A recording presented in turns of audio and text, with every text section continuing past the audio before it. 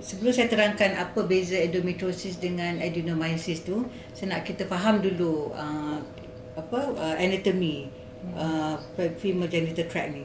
Iaitu nombor satu, this is rahim. Ini rahim, yang ni tube fallopian, ini ovary. Yang ni vagina.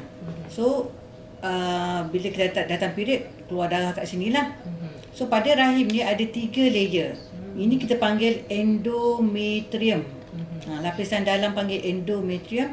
Ni myometrium, ectometrium. Maknanya ada 3, ingat ya, ada 3. Satu bahagian dalam, bahagian tengah, bahagian luar. So yang bahagian dalam ni yang aktif, menebal, menipis kan, untuk prepare kehamilan. So kita rahim kita ni aktiviti dia dekat lapisan endometrium ni. Myometrium tak ada kena-mengena. Ini dia menebal dan dia turun jadi period. Yes. So kalau dia tak period, janin melekat dekat sini. Kalau dinding tu tak tebal, tu yang boleh gugur lah, macam-macam sebab. So that is ini dia punya structure dia. Lapisan dalam nama dia endometrium. So lepas tu bila pada ni yang untuk yang lebih besar lagi, ni cakap pasal kitaran head tu. Bila dinding rahim kita period je, dinding endometrium layer tu akan luruh. So bermulalah kitaran head yang pertama. So efek dia estrogen, ovary ni akan keluarkan estrogen untuk menebalkan dinding rahim. Dia akan tebal sampai hari ke-14. Dinding rahim tu dah cukup tebal, dia ovary ni pula dia telur tu membesar sampai then dia akan ovulate, dia akan pecah, keluarkan ovum tu. So baki cyst yang pecah tadi tu dia akan keluarkan hormon nama progesteron. Progesteron tu lapisan menyebabkan lagi tebal untuk persediaan kehamilan. So bila tak jadi kehamilan tu, darah yang menebal tadi ni akan keluar semua. Tapi itu kalau normal. Bila tak normalnya, darah tu sebab rahim ni dia macam ni kan, dia ada lubang ni. So ada dinding rahim tadi tu, sel-sel endometrium tu ada yang pergi backwards, ke belakang. Dan dia menepek-nepek kat dalam-dalam ni. Yang itu panggil endometriosis. Endometriosis maknanya sel yang patut ada dalam dinding rahim tu, dia migrate dia displace lah, pergi ke tempat lain yang bukan di tempatnya, dan dia jadi sel hidup. Sebab dia pun dia aktif ikut kitaran head kita. Jadi dia boleh membesar akan menjadi endometriosis. Kalau dia the bridge kat dalam myometrium, dia akan menjadi adenomyosis. Myo maknanya daging, adenomyosis. Itu beza dia. Benda yang sama tapi tempat dia. Satu dekat dengan dalam rahim kita panggil adenomyosis. Luar pada rahim kita panggil endometriosis. Jadi adakah dia disebabkan oleh rahim terbalik? Tak ada. Bukan sebab dia bukan sebab dia tu wallahualam, tapi bukanlah selalu orang yang ada rahim terbalik tu macam ni. Orang yang ada endometriosis, rahim dia didapati kebanyakannya terbalik. I will explain kenapa. Tadi pasal endometriosis tadi, dia punya progression daripada dia jadi sebiji-sebiji tadi tu. Actually bila dia bermula spot kecil je. Dia ada few stage kan? Dia ada banyak, ada few stage. Kalau yang stage yang tu macam ni sikit je, progression 1. So yang tadi tak sepih tu daripada endometrium tu pergi kat sini. Tapi with time dengan masa dia akan membesar. Sebab dia aktif kan? Dia aktif, ya. So kalau macam ni, dia akan darah dia punya nature dia melekat. So pasal rahim daripada ke depan tu jadi terbalik ke belakang because of lekat tu. So lepas tu makin besar dia jadi macam ni, dia melekat sini. Tu yang tak kali datang bulan tu sakit sangat. Lepas tu bila dia cukup besar, bila kita ni, dia akan actually si darah period lah ni yang berkumpul kat setempat ni. Itulah jadinya cyst tu kan? Ya, lama-lama akan jadi cyst. So simptom dia endometriosis ni boleh daripada tak ada apa-apa kepada simptom yang teruk. Tapi dia tak ada makna kalau kita teruk melekat tu Kalau sakit kuat sangat tu dia tak tally dengan keterukan endometriosis tu. Maknanya kalau sakit teruk dia jadi macam kategori 4. Tak. Dia setengah ada tu sakit beria sangat, tapi bila kita tengok buat operation actually dia Stage sikit one je. je. Macam tu. So dia tak correlate. Ada orang patient saya jumpa, dia datang for kita scan tak ada sebab lain, tengok scan ada cyst. Bila kita buka, oh dia punya tu besar macam stage 4, tapi patient tak rasa apa-apa. Tak sakit pun. Tapi ingatkan lagi sakit dah teruk dah. tak semestinya dia tak macam tu. So tak perlu risaulah kan. So dia tak correlate macam tu, dia punya tak ikut dia punya equation, tak macam tu.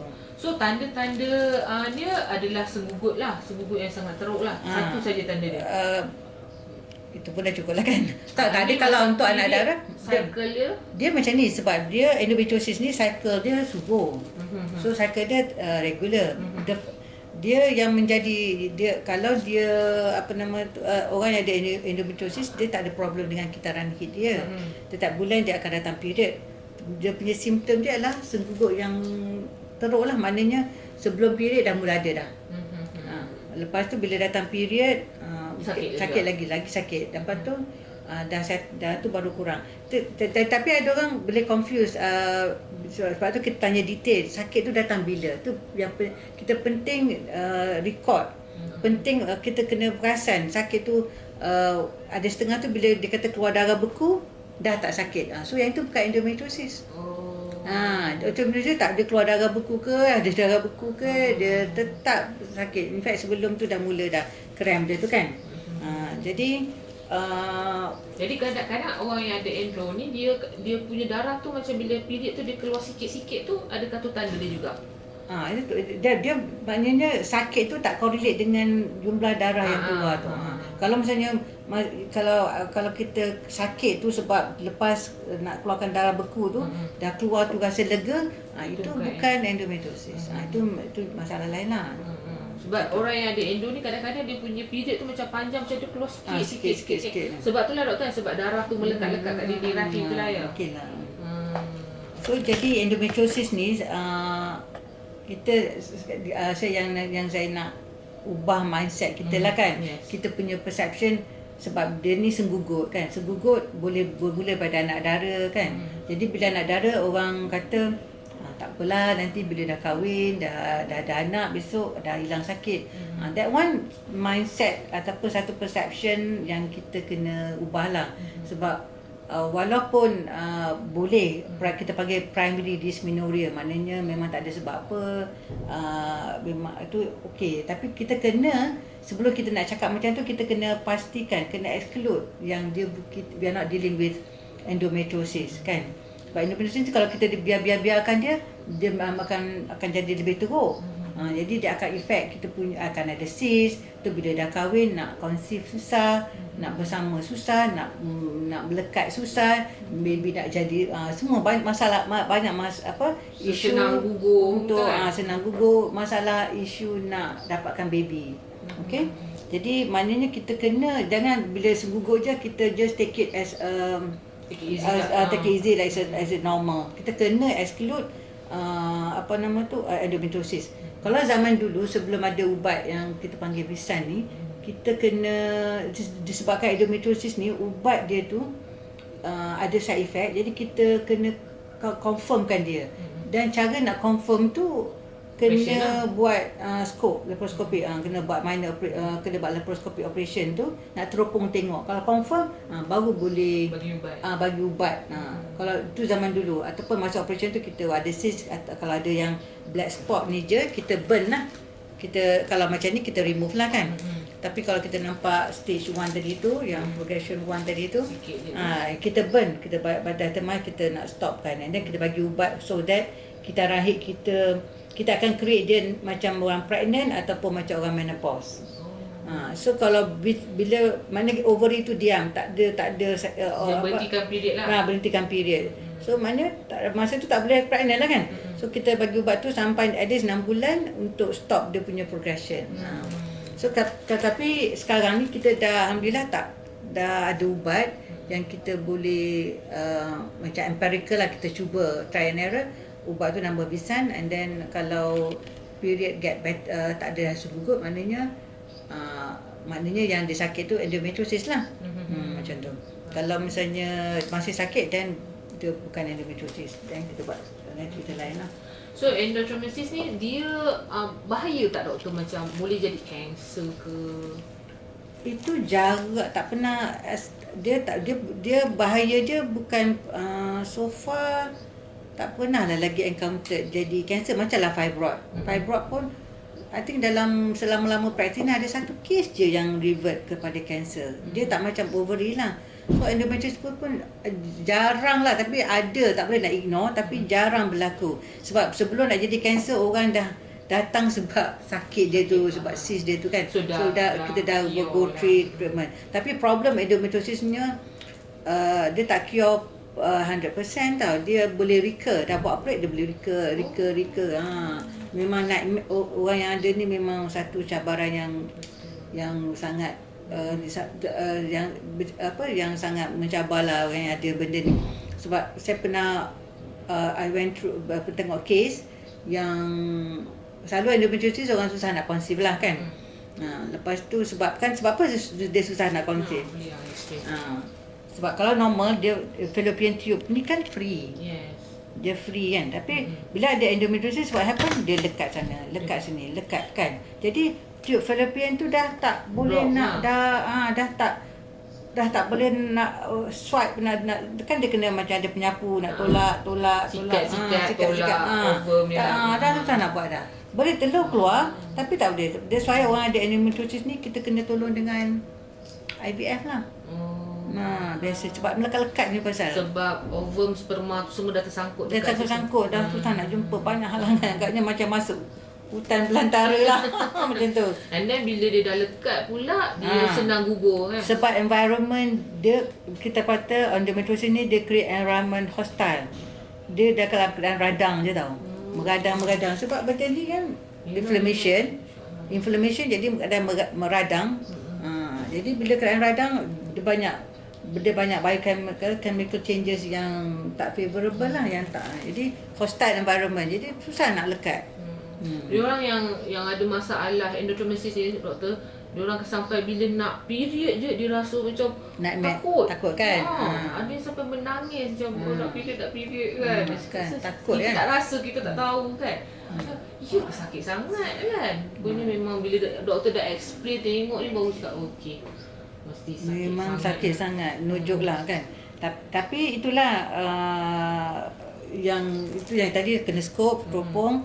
And then depends, kalau anak dara, okey kita treat macam ni lah, bagi Visan. Tapi kalau yang nak cuba pregnant, katalah dah dapat tahu macam ni, kita bagi ubat, lepas tu kita terus ada some praktis terus tolong buat IVF. Tak nak buang masa, sebab kita dah clearkan tempat ni kan. Nanti dia boleh tend to recur, dia senang nak jadi balik. Bila bagi ubat tu pula prevent dia untuk get ubat dia tu halang dia untuk mengandung pula. Medicine tu tak perancang, tak boleh nak mengandung kan. Dia tak adalah mana dia just cure dia untuk halang daripada kena segugut lah. Bila dia tak ada segugut. Tapi untuk hamil tu dia tak membantu sangat lah. So kalau untuk hilangkan segugut ambil medicine, tapi kalau nak ikhtiar hamil kena IVF. Kena clean, kena bersihkan macam cakap tadi, kena clearkan semua ni, semak-semak dalam ni. Lepas tu go for IVF terus. Kalau kita buat macam ni dengan IVF memang rugilah sebabnya dia geradang kan, radang jadi gugur lah kan. Nak lekat tu boleh tapi gugur. Macam tu. And then doktor, apa punca endometriosis ni doktor? Itulah kita tak tahu punca, tapi ada sebab hormon, pemakanan. Kita tu lah tak couldn't find, tapi orang duk kata retrograde spillage. Maknanya retrograde apa punya? Sepatutnya darah tadi keluar ke bawah. Tapi dia sebab rahim ni dia tend to contract. Dia ada macam dia tolak ke belakang benda tu. Itulah. So basically kita pun tak tahu apa exactly penyebab dia. There is no real satu penyebab lah yang kita nak. Rahsia Allah lah ni. Wallahualam. Wallahu Rasulullah. Okey. So macam anak dara pun umur berapa yang orang kata potensi untuk kena penyakit ni? As early as umur awal 20-an dah boleh dah ada yang kena. Ini budak-budak sekolah yang dah datang bulan je dah boleh potensi kena lah. Yang awal-awal tu sebab ni yang subuh ni. Dia jadi sebab period kita subuh. Kalau period yang datang 2-3 bulan sekali, 4 bulan, setahun sekali, itu tak lah. Itu PCOS lah. PCOS kan? lah. So dia tak ada benda tu. Ini jadi sebab kita rahim datang elok tiap bulan tu. So as early as dia tak keluar habis. Macam tu. Dia pergi itulah ke belakang lah. Dia tak keluar kat tempat sepatutnya. Dia tak keluar clear ke bawah. So ada yang mungkin kalau ada trauma pada dinding rahim ke, kalau orang yang pernah buat katalah miscarriage, buat cuci. So mungkin juga ada sebab kita dah lukakan dinding rahim tu. So mungkinlah menyebabkan tu. Tapi kalau anak-anak dara ni yang pernah jumpa dah late 30, teenage ke early 20s tu dah ada. Dah ada kes dah. So pada parents yang kalau ada anak-anak yang segugup teruk tu dah kena pergi check lah. Pandang ringan lah isu ni kan. Yes, kena exclude tu kena make sure bukan benda sebab dah boleh treat. So kita treat awal, boleh bendung awal, so benda tu lambatlah progression dia kan. Sebab dia akan effect dia punya kehamilan dia tu lah, barangkali kebolehan dia untuk hamil. So untuk dari segi perubatan doktor akan suggest ambil ubat Visan tu ataupun buat clearkan. Visan tu kiranya high end lah. Tapi kalau yang simple ni kita ambil pil perancang. Tapi untuk anak dara nak ambil pil perancang satu stigma lah pula kan. Tapi kalau that one is the simple yang cost yang murah lah. Ambil tu ataupun satu lagi pil hormon lah yang bukan bawah sikit pada Visan. Untuk prevent ubat-ubat ni semua untuk prevent daripada ovulasi. Ovulate tu yang jadi isunya. Ini kita nak kurangkan dia punya period tu lah. Kurangkan period tu. Macam tu. Okay, so anything else nak tanya? Endometriosis tu? Okay. Apa ni? Adeno tu.